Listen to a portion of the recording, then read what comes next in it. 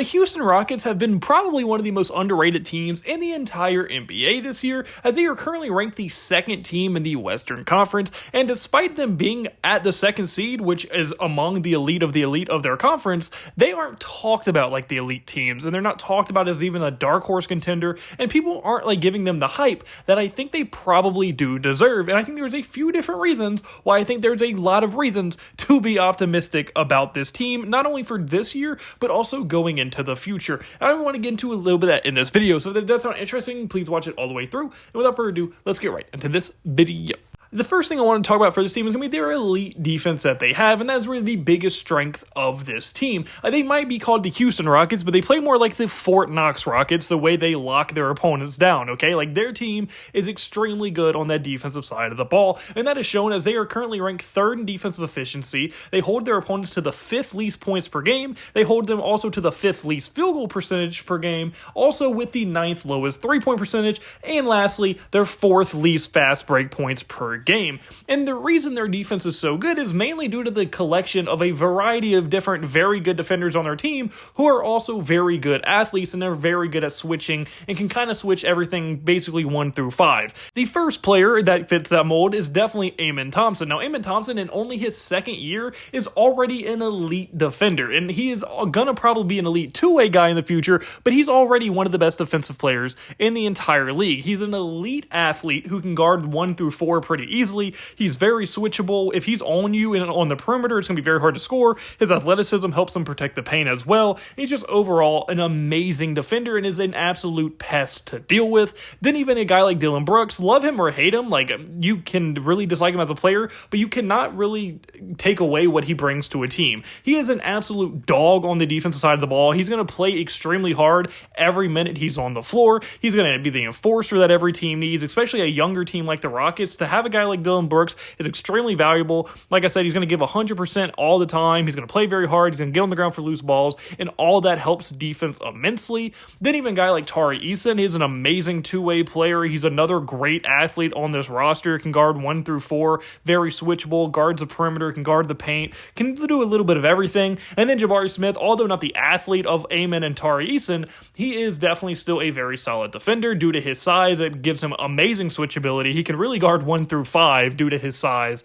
and he's just one of those guys who could also become a great two-way player. And even though he's not an elite athlete, he's not a bad one either, so he can definitely keep up with the guards when he does get switched on to them. So it makes it very, very hard to even score on him due to his size and his really wingspan and all those things. So when you combine the fact that they have all these great athletes along with just very sizable guys who can switch and guard multiple positions, it makes their team very versatile on the defensive side of the ball. And when they're able to switch basically everything and really not have too many mismatch, and help is very easily because you have very lengthy guys all over the court that are very quick and very athletic, it makes their defense an absolute nightmare to deal with when you're an opposing team. And although their defense is what makes them an elite team right now, their upside is even more interesting to look at, as that's one of the biggest things for this roster. Despite them already being the second best team in the Western Conference this year record-wise, their upside is immense, and they could go from where they are right now and even pretty much just skyrocket even further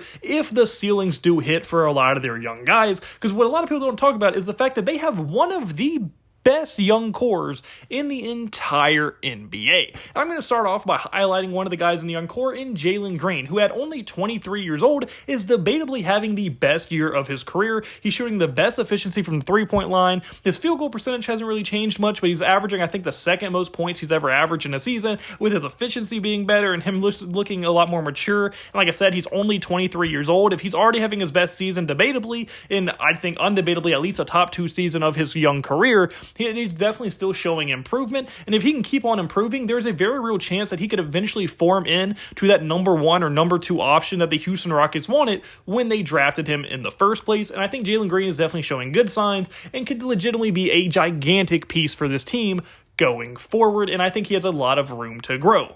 And then even Amen Thompson, who's already a very high-level starter on this roster, he's only in his second year in the NBA, and he's looking like a potential star-level two-way player. He's a top 1% athlete even in NBA terms. His three-point percentage has greatly increased from year 1 to year 2, as in year 1 it was only 13.8%, but it has increased all the way to 25.6% this season, which still isn't great, but is a huge improvement just in a 1-year jump. And if he can continue that trend and get to the mid-30s or even low 30s three-point percentage, he is going to be a nightmare to deal with because his finishing ability and his ability to get to the paint is elite. So if you have to guard him out on the perimeter and really respect his three-point shot, it is going to make him that much harder to guard. And like we all know, he's already a menace on the defense side of the ball. And as he gets smarter, more mature, that's only going to get better as well. So his ceiling is absolutely through the roof as well. And then even a guy like Alperen Sengun, who's been on the team for a few years at this point, is still, I think, only 23, 22 years old.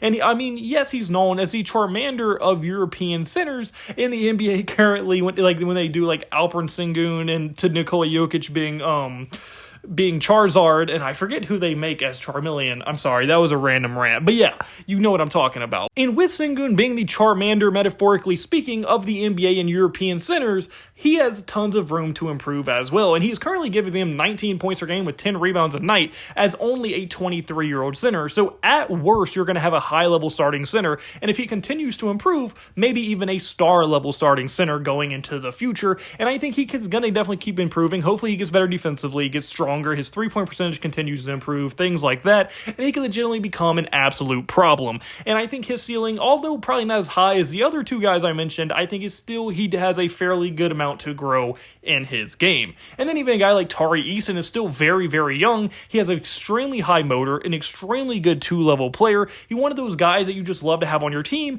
and he's going to be that for a very long time for this team. And I think Tari Eason still has a lot of room to grow as a player as well, and is going to continue to be a high-level role player at minimum for them for the foreseeable future. And then even other guys who probably don't get as much opportunity, but still have a very high ceilings. Cam Whitmore has shown so many flashes of potentially being a star. If he can improve his defense to where he can get consistent minutes, his offensive game speaks for itself. He is a problem on the offensive side of the ball. He shows that very consistently. Just unfortunately, he's not the best defender, so that kind of hurts his minutes. So if he can just lock in on the defense side of the ball and get better at that, he could be a legitimate star-level player for them going forward because his offensive game is just that good. And then even a guy like Reed Sheppard, who in his rookie season, he hasn't gotten a lot of opportunity, but he has definitely shown the flashes of talent he has. I absolutely loved Reed Sheppard going into his class, and in the summer league, he looked good, and a few times in the G League, he's looked pretty good. And then he even just had a game not too long ago in the NBA